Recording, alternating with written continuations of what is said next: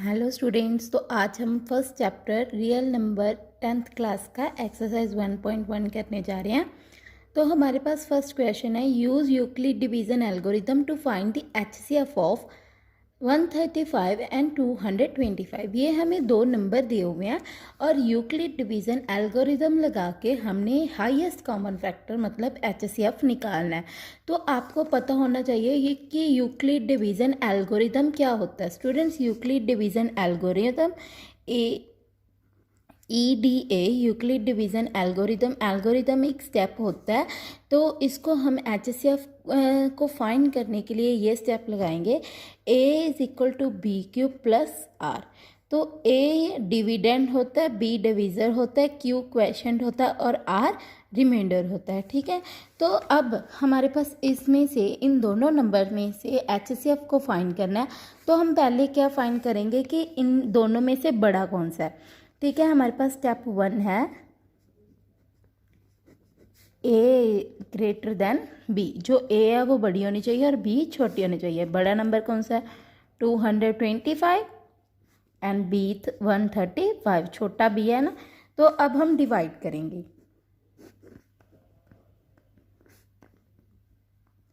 One 135 to ज़ा 270 and ये 135 से ही डिवाइड होगा। ठीक है, 90 रिमाइंडर आ गया। स्टूडेंट्स, जब तक यहाँ पे रिमाइंडर 0 नहीं आता तब तक हमारा जो HCF है वो फाइंड नहीं होगा। तो इसलिए हम क्या करेंगे, यहाँ पे स्टेप 2 क्या लिखेंगे, A is equal to B cube plus R. तो A हमारे पास था 225 एंड B क्या था 135, Q 1 है और R 90 है। मैंने बताया कि जब तक यहाँ पे ज़ीरो नहीं आएगा तब तक हमारा हाईएस्ट कॉमन फैक्टर फाइंड नहीं होगा। हमने इन्हीं स्टेप्स को दोबारा से रिपीट करे जाना है।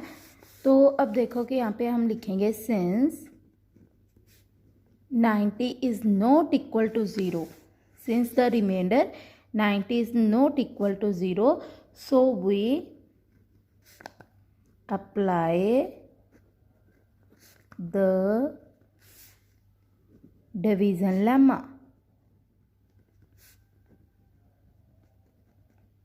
कौन से दो नंबर में डिवीज़न लेमा अप्लाई करेंगे?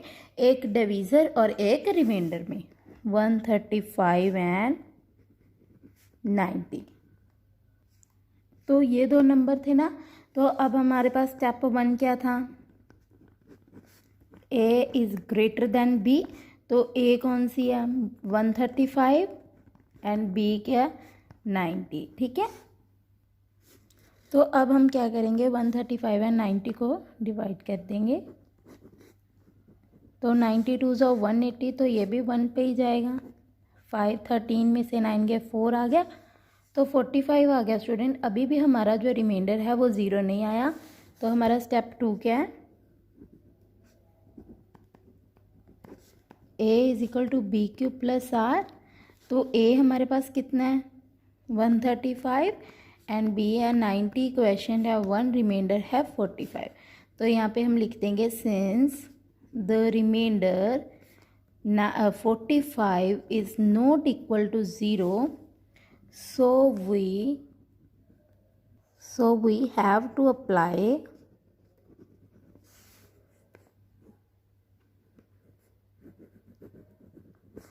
Euclid lemma to 90 and 45। अब हमारे पास देखो नंबर 90 एंड 45 दो नंबर है ना। तो अब देखो कि इनमें से बड़ा कौन सा है। A हमारे पास स्टेप 1 क्या है, A is greater than B। तो स्टूडेंट्स, अब हम 90 को बड़ा कौन सा है, A हमारे पास 90 है एंड B 45 है। तो 90 और 45 को डिवाइड कर देंगे। तो 45 टू ज़ा 90। तो देखो कि 0 आ गया। तो हमारे पास स्टेप 2 क्या था, A is equal to B cube plus R. तो A हमारे पास 90 है, B हमारे पास 45 है, क्वेश्चन हमारे पास 2 है, रिमाइंडर 0 है। Here R is equal to 0, so HCF of 135 and 225 is 45। Students, हमारे पास फर्स्ट क्वेश्चन का सेकंड पार्ट है कि HCF निकालना है अब इन दोनों नंबर्स में, ठीक है। तो हमारे पास स्टेप 1 क्या था, A is greater than B, तो A हमारी क्या होगी 38220 एंड B होगी 196। तो अब देखिए कि हम 38220 और 196 को कैसे डिवाइड करते हैं। 196 और 3821 पे जाएगा,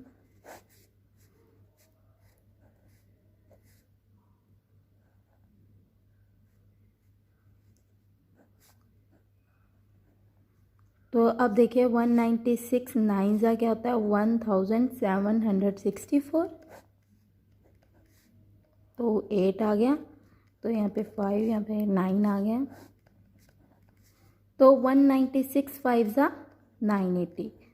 तो अब देखो कि यहाँ पे क्या है कि हमारे पास रिमाइंडर पहले ही डिवाइड किए 0 आ गया, तो हमारे पास HCF क्या होगा 196।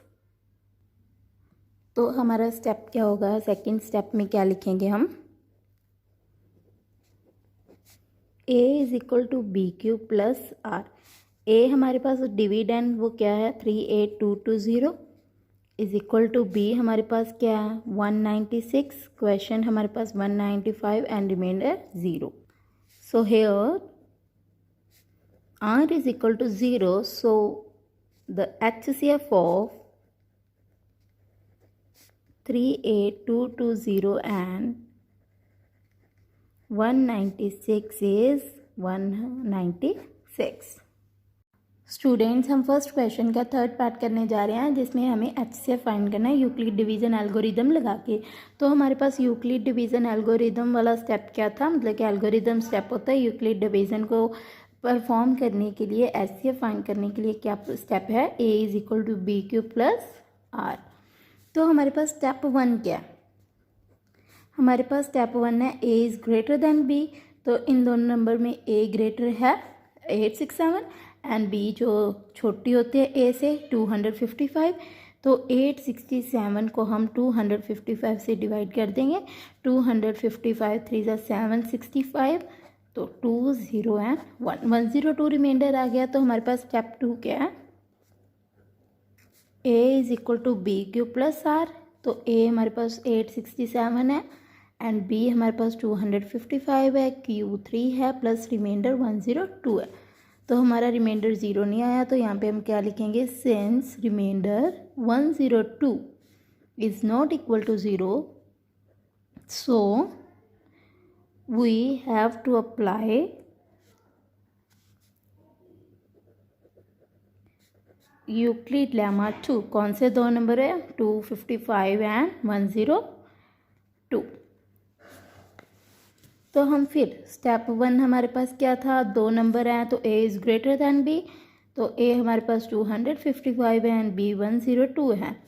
तो देखिए कि हम 255 एंड 102 को डिवाइड कर देंगे, 102 2 ज़ा 204, 51 रिमाइंडर आया, तो हमारा अभी भी रिमाइंडर 0 नहीं आया, तो A is equal to BQ plus R। तो A हमारे पास 255 है एंड B हमारे पास क्या है 102, क्वेश्चन हमारे पास 2 है प्लस रिमाइंडर हमारे पास 51 है। तो अभी तक हमारा जो है रिमाइंडर 0 नहीं आया, तो हम यहाँ पे क्या लिखेंगे, since R51 is not equal to 0, so we have to apply Euclid lemma 2 102 and 51। अब हमारे पास दो नंबर ये हैं, तो हमारे पास स्टेप 1 क्या है, A is greater than B, तो A हमारे पास क्या होगी 102 एंड B हमारे पास क्या होगी 51, 51 2 ज़ा 102 एंड रिमाइंडर आ गया हमारे पास 0। तो हमारे पास स्टेप 2 क्या था, A is equal to BQ plus R, तो A हमारे पास क्या है 102 एंड B हमारे पास 51, Q हमारे पास है 2 और रिमाइंडर है 0। तो here R is equal to 0, so the HCF of 867 and 255 is 51. Okay. Student, हमारे पास सेकेंड क्वेश्चन है, show that any positive odd integer is of the form 6³ + 1, 6³ + 3 और 6³ + 5 where q is some integer. तो यहाँ पे देखिए कि हमें Euclid division lemma step perform करना है यूक्लिड डिवीज़न को परफॉर्म करने के लिए।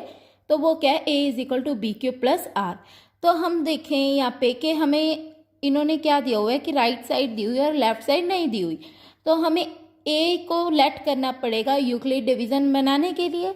तो हम यहाँ पे लिख देंगे let a be any positive odd integer.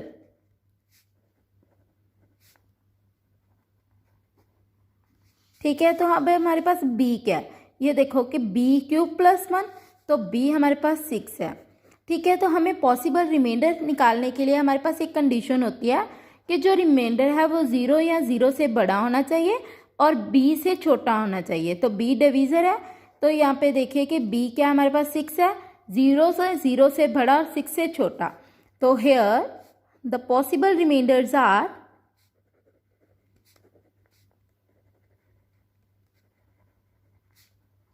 क्या क्या हैं, 0, 1, 2, 3, 4 एंड 5।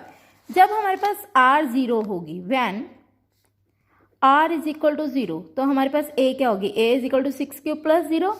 तो व्हेन r = 1, तो हमारे पास a क्या होगी, 6³ + 1। तो व्हेन r = 2, तो हमारे पास a क्या होगी, 6³ + 2। व्हेन r = 3, जब हमारे पास r 3 होगी तो a क्या होगी, 6³ + 3। तो व्हेन r = 4, तो a हमारे पास 6³ + 4 होगी। व्हेन r = 5, तो हमारे पास a क्या होगी, 6³ + 5। ठीक है, अब देखिए कि हमारे पास 6³ + 1, 6³ + 3 एंड 6³ + 5 जो है और पॉजिटिव ऑड इंटीजर आ गए हैं। ठीक है, तो जब हमें इवन पॉजिटिव इंटीजर पूछे जाएंगे तो क्या होंगे, 0 वाला, 6³ + 0, 6³ + 2 एंड 6³ + 4। स्टूडेंट्स, हमारे पास थर्ड क्वेश्चन है, an army contingent of 616 member is to be march behind an army band of 32 members in a parade.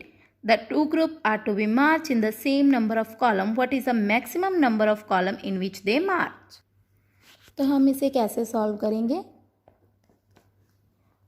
हमें पहले उन्होंने मैक्सिमम नंबर पूछा। जब हमें मैक्सिमम नंबर पूछा तो हमने क्या बताना है कि हाईएस्ट नंबर बताने हैं, हाईएस्ट कॉमन फैक्टर हो गया। तो हम क्या लिखेंगे यहाँ पे, to find the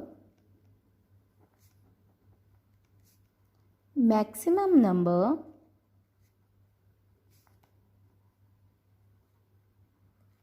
of column we have to find the HCF of 616 and 32। ठीक है, तो हमारे पास स्टेप 1 क्या था कि जब हमारे पास दो नंबर दिए हों तो हमने फाइंड करना है HCF। तो a is greater than b, तो a 616 है एंड b हमारे पास 32 है। तो हम 616 एंड 32 को यहाँ पे डिवाइड करते हैं। 32 1 ज़ा 32 एंड 9 2 6, 32 9 ज़ा 288। रिमाइंडर हमारे पास क्या आ गया, 8 आ गया। तो अब देखिए कि हमारे पास स्टेप 2 के a = b³ + r। तो a हमारे पास क्या दी हुई है, 616 एंड b हमारे पास डिवीज़र 32। क्वेश्चन हमारे पास 19 है और रिमाइंडर हमारे पास 8 है। Since remainder 8 is not equal to 0, so we have to apply Euclid lemma 2। कौन से नंबर में, 32 एंड 8। अब फिर हमें स्टेप 1 से परफॉर्म करना पड़ेगा कि a is greater than b। तो a 32 है और b हमारे पास 8 है। तो 32 को 8 से डिवाइड कर देंगे, 8 4 ज़ा 32। तो यहाँ पे 0 रिमाइंडर आ गया ना। तो हमारे पास स्टेप 2 क्या था student, A is equal to B cube plus R. तो ए हमारे पास क्या दी हुई है 32 एंड बी हमारे पास क्या दी हुई है 8, क्वेश्चन हमारे पास 4 और रिमाइंडर 0। तो here r is equal to 0. So the HCF of 616 and 32 is 8। ठीक है स्टूडेंट्स, हमारे पास फोर्थ क्वेश्चन है, use Euclid division lemma to show the square of any positive integer is of the form 3m और 3m + 1 for integer m।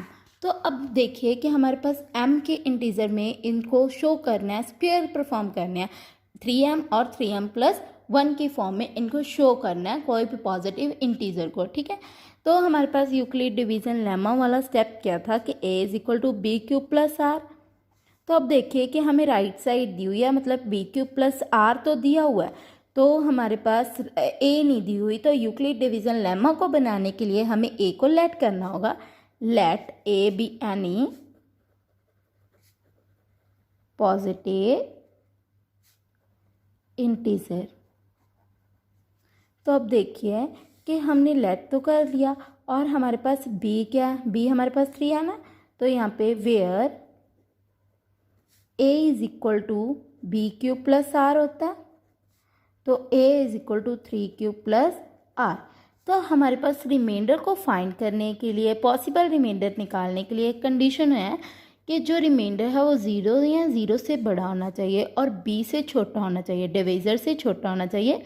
तो हमारे पास divisor क्या दिया हुआ है 3, तो here the possible remainders are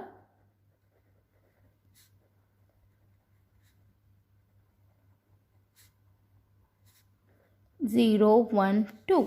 ठीक है, तो हमारे पास when r is equal to 0, तो हमारे पास a is equal to 3 cube plus 0 होगी। When r is equal to 1, तो हमारे पास क्या होगा a is equal to 3 cube plus 1 होगा। एंड जब हमारे पास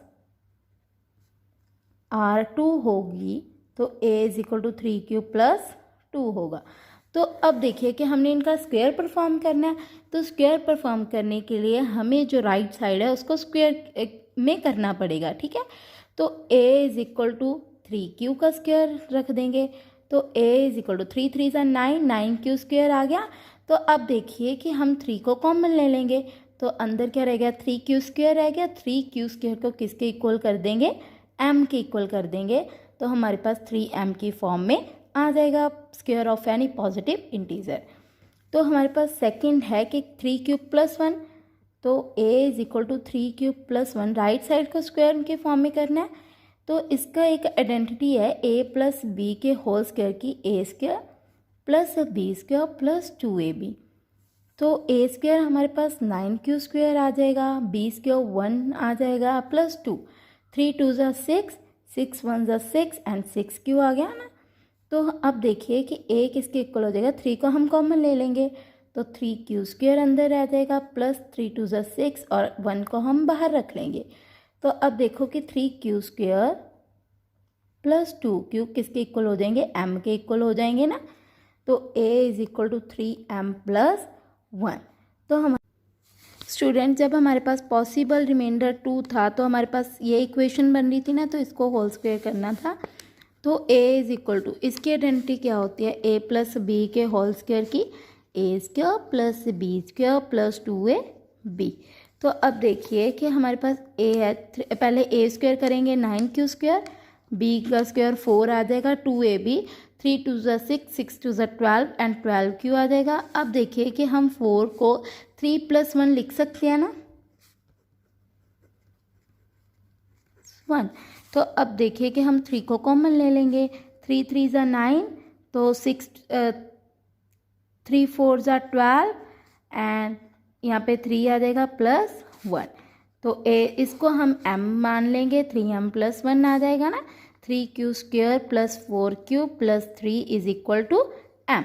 तो इसी हिसाब से हमारा ये सॉल्व हो जाता है। स्टूडेंट्स, हमारे पास फिफ्थ क्वेश्चन है, use the Euclid division lemma to show the cube of any positive integer is of the form 9m, 9m + 1, 9m + 8। अब देखो कि हमें फिर लेफ़्ट साइड दी हुई है और राइट साइड नहीं दी हुई, तो हम क्या करेंगे, लेट ए को हमें लेट करना होगा, हमें मानना होगा यूक्लिड डिवीजन लेमा को बनाने के लिए, let A be any positive integer.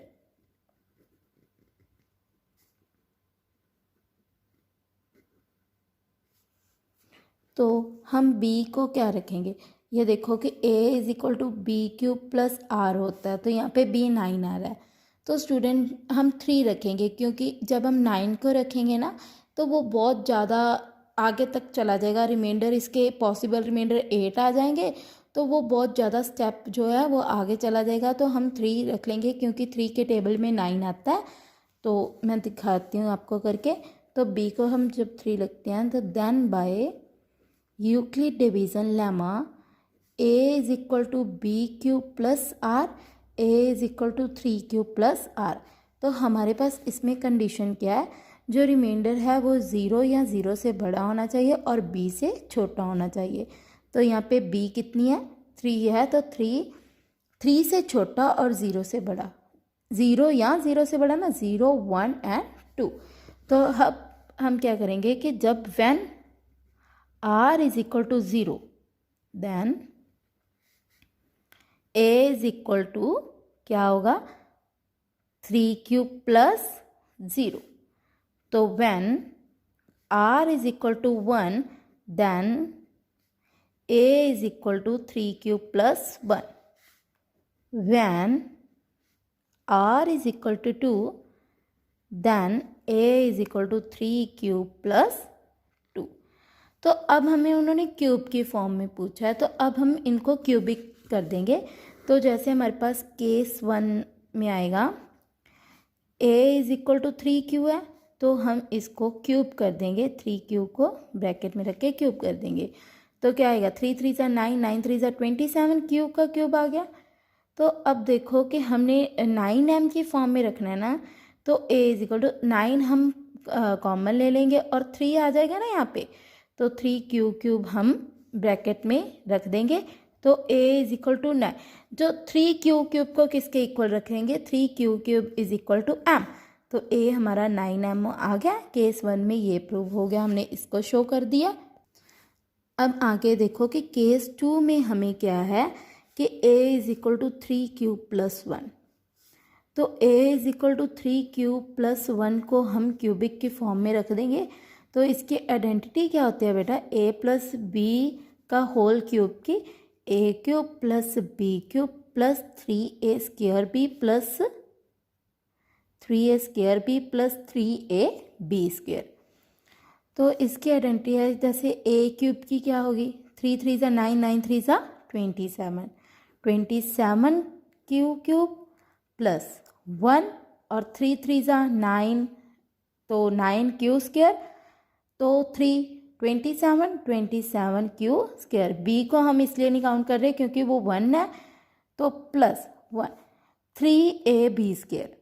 अब देखो कि 3 3 = 9, 9³ + b 1 है, तो 1 को 1 से मल्टीप्लाई करेंगे तो वो 1 ही आएगा।